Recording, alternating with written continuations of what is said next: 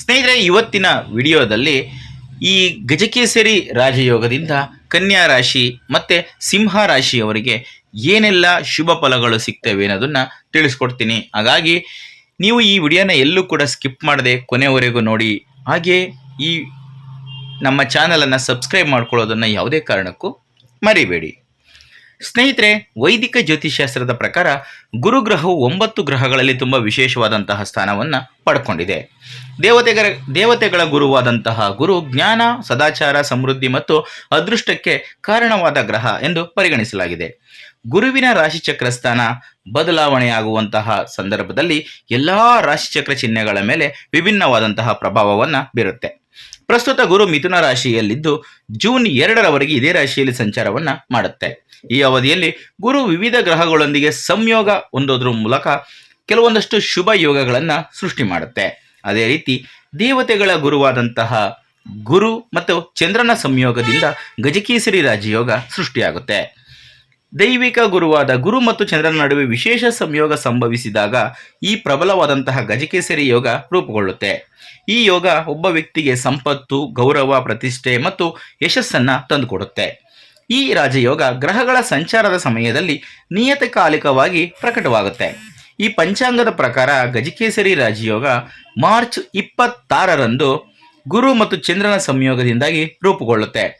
ಗುರು ಪ್ರಸ್ತುತ ಮಿಥುನ ರಾಶಿಯ ಮೂಲಕ ಸಾಗ್ತಾ ಇರೋದ್ರಿಂದ ಮತ್ತು ಮಾರ್ಚ್ 26ರಂದು ಚಂದ್ರ ಕೂಡ ಮಿಥುನ ರಾಶಿಯನ್ನು ಪ್ರವೇಶ ಮಾಡೋದ್ರಿಂದ ಈ ಗಜಕೇಸರಿ ರಾಜಯೋಗ ರೂಪುಗೊಳ್ಳುತ್ತೆ.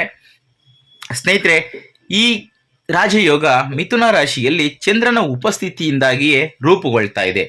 ಇದು ತುಂಬಾ ಮುಖ್ಯವಾದಂತಹ ವಿಚಾರ. ಈ ನಂಬಿಕೆಗಳ ಜ್ಯೋತಿಷ್ಯ ಶಾಸ್ತ್ರದ ನಂಬಿಕೆಗಳ ಪ್ರಕಾರ ಗುರು ಮತ್ತು ಚಂದ್ರನ ಸಂಯೋಗ ಕೆಲವು ರಾಶಿಚಕ್ರ ಚಿಹ್ನೆಗಳಿಗೆ ಅತ್ಯಂತ ಶುಭ ಫಲವನ್ನು ತಂದುಕೊಡುತ್ತೆ. ಈ ಯೋಗ ನಿಮಗೂ ಕೂಡ ಸಿಗ್ಬೋದು. ಜೊತೆಗೆ ಈ ಸಂದರ್ಭದಲ್ಲಿ ಲಕ್ಷ್ಮೀ ದೇವಿಯ ವಿಶೇಷವಾದಂಥ ಆಶೀರ್ವಾದ ಕೂಡ ನಿಮಗೆ ಸಿಗುತ್ತೆ. ಹಾಗಾಗಿ ನೀವೇನಾದರೂ ಮಿಥುನ ರಾಶಿ ಹಾಗೆ ಕನ್ಯಾ ರಾಶಿ, ಸಿಂಹ ರಾಶಿಗೆ ಸಂಬಂಧಪಟ್ಟಿದ್ದು ನಿಮಗೆ ವಿಶೇಷವಾದಂತಹ ಶುಭ ಫಲಗಳು ಸಿಗ್ತವೆ. ಹಾಗೆ ಇನ್ನುಳಿದ ರಾಶಿಯವರಿಗೂ ಕೂಡ ಅದು ಸಿಗ್ಬೋದು. ಆದರೆ ವಿಶೇಷವಾಗಿ ಈ 3 ರಾಶಿಗಳಿಗೆ ಅದು ಸಿಗುತ್ತೆ. ನಾನು ಮಿಥುನ ರಾಶಿಗೆ ಸಂಬಂಧಪಟ್ಟಂತೆ ಅಲ್ಲೇ ಒಂದು ಮುಂದಿನ ಕಳೆದ ವಿಡಿಯೋದಲ್ಲಿ ಹೇಳಿದ್ದೀನಿ.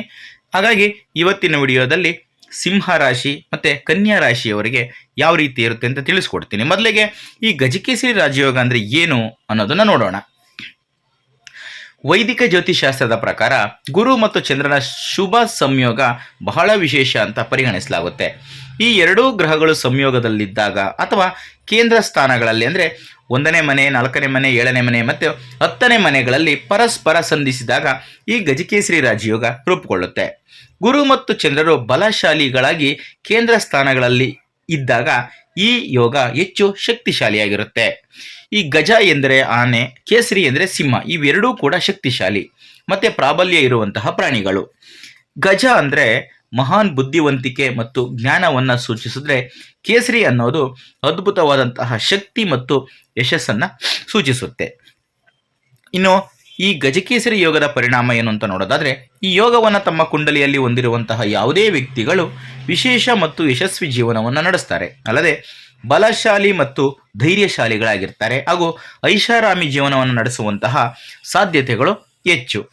ಇನ್ನು ನಿಮ್ಮ ಜಾತಕದಲ್ಲಿ ಗಜಕೇಸರಿ ರಾಜಯೋಗ ಇದ್ದರೆ ಏನೆಲ್ಲ ಆಗುತ್ತೆ ಅಂತ ನೋಡೋದಾದರೆ, ನಿಮ್ಮ ಆರ್ಥಿಕ ಪರಿಸ್ಥಿತಿ ಉತ್ತಮಗೊಳ್ಳುತ್ತೆ. ಹಾಗೆ ಸಮಾಜದಲ್ಲಿ ಒಳ್ಳೆಯ ಹೆಸರನ್ನು ಮಾಡ್ತೀರಾ. ನಿಮ್ಮ ಸಂವಹನ ಕೌಶಲ್ಯ ಉತ್ತಮವಾಗಿರುತ್ತೆ. ನಿಮ್ಮ ಬುದ್ಧಿವಂತಿಕೆ ಹೆಚ್ಚಾಗುತ್ತೆ. ನಿಮ್ಮ ಚುರುಕುತನ ಹೆಚ್ಚಾಗುತ್ತೆ. ನಿಮ್ಮ ದೃಷ್ಟಿಕೋನ ಹಾಗೆ ನಾಯಕತ್ವದ ಗುಣ ಹೆಚ್ಚಾಗುತ್ತೆ. ಸ್ನೇಹಿತರೆ, ಈಗ ಈ ಸಿಂಹ ರಾಶಿಯವರಿಗೆ ಈ ಗಜಕೇಸರಿ ರಾಜಯೋಗದಿಂದ ಏನೆಲ್ಲ ಶುಭ ಫಲಗಳು ಸಿಗ್ತವೆ ಅನ್ನೋದನ್ನ ನೋಡೋಣ. ಸ್ನೇಹಿತರೆ, ಈ ಸಿಂಹ ರಾಶಿಯಲ್ಲಿ ಜನಿಸಿದವರಿಗೆ ಗುರು ಮತ್ತು ಚಂದ್ರನ ಸಂಯೋಗದಿಂದ ರೂಪುಗೊಂಡಂತಹ ಗಜಕೇಸರಿ ರಾಜಯೋಗ ಹಲವು ವಿಧಗಳಲ್ಲಿ ಹೊಸ ಬದಲಾವಣೆಯನ್ನು ತರುತ್ತೆ. ಈ ರಾಜಯೋಗ ನಿಮ್ಮ ಜಾತಕದ 6ನೇ ಮನೆಯಲ್ಲಿ ರೂಪುಗೊಳ್ತಾ ಇದೆ. ಇದನ್ನು ಸೇವೆ, ಉದ್ಯೋಗ, ಶತ್ರುಗಳು ಮತ್ತು ಆರೋಗ್ಯಕ್ಕೆ ಸಂಬಂಧಿಸಿದಂತೆ ಎಂದು ಪರಿಗಣಿಸಲಾಗಿದೆ. ಇದರ ಪರಿಣಾಮವಾಗಿ ಉದ್ಯೋಗಸ್ಥರು ವಿಶೇಷ ಪ್ರಯೋಜನಗಳನ್ನು ಪಡ್ಕೊಳ್ಳುವಂತಹ ಸಾಧ್ಯತೆ ಇದೆ. ಹೊಸ ಉದ್ಯೋಗ ಅವಕಾಶಗಳು ಕೂಡ ಉದ್ಭವಿಸಬಹುದು. ಜೊತೆಗೆ ಕೆಲಸದ ಸ್ಥಳದಲ್ಲಿ ಸಕಾರಾತ್ಮಕ ಬದಲಾವಣೆಗಳನ್ನು ಕಾಣ್ತೀರಾ.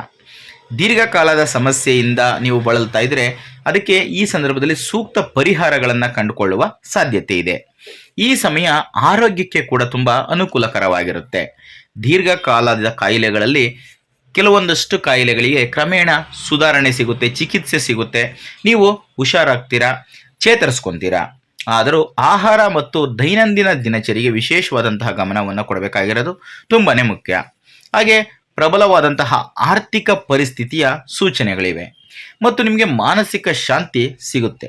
ಒಟ್ಟಾರೆಯಾಗಿ ಈ ಅವಧಿಯು ಸಮತೋಲನ, ಪ್ರಗತಿ ಮತ್ತು ಪರಿಹಾರದ ಅವಧಿ ಅಂತಲೇ ಹೇಳ್ಬೋದು. ಈಗ ಕನ್ಯಾ ರಾಶಿ. ಗುರು ಮತ್ತು ಚಂದ್ರನಿಂದ ರೂಪುಗೊಳ್ಳುವ ಗಜಕೇಸರಿ ರಾಜಯೋಗವು ಕನ್ಯಾ ರಾಶಿಯಲ್ಲಿ ಜನಿಸಿದವರಿಗೆ ಅತ್ಯಂತ ಶುಭ ಲಾಭವನ್ನು ತಂದುಕೊಡುತ್ತೆ. ಗುರು ಮತ್ತು ಚಂದ್ರನ ಸಂಯೋಗವು ನಿಮ್ಮ ಜಾತಕದ 5ನೇ ಮನೆಯಲ್ಲಿ ರೂಪುಗೊಳ್ತಾ ಇದೆ. ಇದನ್ನು ಬುದ್ಧಿವಂತಿಕೆ, ಶಿಕ್ಷಣ, ಮಕ್ಕಳು, ಪ್ರೀತಿ ಮತ್ತು ಹೂಡಿಕೆಗಳಿಗೆ ಸಂಬಂಧಿಸಿದೆ ಎನ್ನುವ ನಂಬಿಕೆ ಇದೆ. ಪರಿಣಾಮವಾಗಿ ಈ ಕನ್ಯಾ ರಾಶಿ ಚಕ್ರ ಚಿಹ್ನೆಯಲ್ಲಿ ಜನಿಸಿದಂಥವರ ಆರ್ಥಿಕ ಪರಿಸ್ಥಿತಿ ಸುಧಾರಣೆಯನ್ನು ಕಾಣುತ್ತೆ. ದೀರ್ಘಕಾಲದ ವ್ಯರ್ಥ ಖರ್ಚುಗಳನ್ನು ನೀವು ತಡೆಯುವಂಥ ಪ್ರಯತ್ನವನ್ನು ಮಾಡ್ತೀರಾ. ಹಣವನ್ನು ಉಳಿಸಲು ಸಾಧ್ಯವಾಗುತ್ತೆ. ಹೊಸ ಮತ್ತು ಸುಸ್ಥಿರ ಆದಾಯದ ಮೂಲಗಳು ತೆರೆದುಕೊಳ್ಳುವ ಸಾಧ್ಯತೆ ಇದೆ. ಇದು ಆರ್ಥಿಕ ಸ್ಥಿರತೆಯನ್ನು ಹೆಚ್ಚಾಗುವಂತೆ ಮಾಡುತ್ತೆ. ಆನ್ಲೈನ್ ವ್ಯವಹಾರ ಅಥವಾ ಡಿಜಿಟಲ್ ಮಾಧ್ಯಮಗಳಲ್ಲಿ ಏನಾದರೂ ನೀವು ಕೆಲಸವನ್ನು ಮಾಡ್ತಾ ತೊಡಗಿದ್ರೆ ಗಮನಾರ್ಹವಾದಂತಹ ಲಾಭಗಳನ್ನು ನೀವು ನೋಡಬಹುದು. ಸ್ನೇಹಿತರೆ, ವಿಶೇಷವಾಗಿ ಈ ಸಮಯ ವಿದ್ಯಾರ್ಥಿಗಳಿಗೆ ತುಂಬ ಅನುಕೂಲಕರವಾಗಿರುತ್ತೆ. ಉನ್ನತ ಶಿಕ್ಷಣವನ್ನು ಪಡೆಯುವಂತಹ ನಿಮ್ಮ ಕನಸು ನನಸಾಗ್ಬೋದು ಮತ್ತು ಸ್ಪರ್ಧಾತ್ಮಕ ಪರೀಕ್ಷೆಗಳಲ್ಲಿ ಯಶಸ್ಸು ನಿಮಗೆ ಸಿಗುವ ಸಾಧ್ಯತೆ ಇದೆ. ಆಧ್ಯಾತ್ಮಿಕತೆಯ ಕಡೆಗೆ ನಿಮ್ಮ ಒಲವು ಹೆಚ್ಚಾಗುತ್ತೆ. ಇದು ಧಾರ್ಮಿಕ ಚಟುವಟಿಕೆಗಳು ಮತ್ತು ಪ್ರಯಾಣಕ್ಕೆ ಅವಕಾಶವನ್ನು ಮಾಡಿಕೊಡುತ್ತೆ. ಪ್ರೇಮ ಸಂಬಂಧಗಳು ಮತ್ತು ವೈವಾಹಿಕ ಜೀವನ ಸಾಮರಸ್ಯದಿಂದ ಕೂಡಿರುತ್ತೆ. ವೈಯಕ್ತಿಕ ಜೀವನವನ್ನು ಆಹ್ಲಾದಕರವನ್ನಾಗಿ ನೀವು ಮಾಡ್ಕೋತೀರಾ. ಸಮಾಜದಲ್ಲಿ ನಿಮ್ಮ ಗೌರವ ಹೆಚ್ಚಾಗುತ್ತೆ. ಹಾಗೆ ವ್ಯಾಪಾರಿಗಳಿಗೆ ವ್ಯಾಪಾರದಲ್ಲಿ ಲಾಭದಾಯಕವಾದಂತಹ ಅಂಶ ಹೆಚ್ಚಾಗಿ ಕಂಡುಬರುತ್ತೆ. ಆರ್ಥಿಕ ಸಮೃದ್ಧಿತನ ನಿಮ್ಮ ಜೀವನದಲ್ಲಿ ಹೆಚ್ಚಾಗುತ್ತೆ. ಎಲ್ಲ ಹಣಕಾಸಿಗೆ ಸಂಬಂಧಪಟ್ಟಂತಹ ಸಂಕಷ್ಟಗಳು ದೂರ ಆಗ್ತವೆ. ಆರೋಗ್ಯ ಕೂಡ ಉತ್ತಮ ಸ್ಥಿತಿಯಲ್ಲಿ ಇರುತ್ತೆ. ಸ್ನೇಹಿತರೆ, ಇದಿಷ್ಟು ಇವತ್ತಿನ ವಿಡಿಯೋದಲ್ಲಿನ ಮಾಹಿತಿ. ಈ ಮಾಹಿತಿ ನಿಮಗೆ ಇಷ್ಟ ಆದಲ್ಲಿ ಈ ವಿಡಿಯೋಗೆ ಒಂದು ಲೈಕ್ ಕೊಡಿ. ಹಾಗೆ ಈ ವಿಡಿಯೋನ ಶೇರ್ ಮಾಡೋದನ್ನು ಯಾವುದೇ ಕಾರಣಕ್ಕೂ ಮರಿಬೇಡಿ. ಇಂಥದ್ದೇ ಮತ್ತಷ್ಟು ಮಾಹಿತಿಗಳಿಗಾಗಿ ನಮ್ಮ ಚಾನಲನ್ನು ಸಬ್ಸ್ಕ್ರೈಬ್ ಮಾಡಿಕೊಂಡು ಪ್ರತಿನಿತ್ಯ ನೋಡ್ತಾ ಇರಿ. ಮುಂದಿನ ವಿಡಿಯೋದಲ್ಲಿ ಮತ್ತೊಂದು ಹೊಸ ವಿಚಾರ, ಹೊಸ ರಾಶಿ ವಿಷಯದೊಂದಿಗೆ ಸಿಗ್ತೀನಿ. ಎಲ್ರಿಗೂ ಕೂಡ ಒಳ್ಳೆಯದಾಗಲಿ. ಧನ್ಯವಾದಗಳು.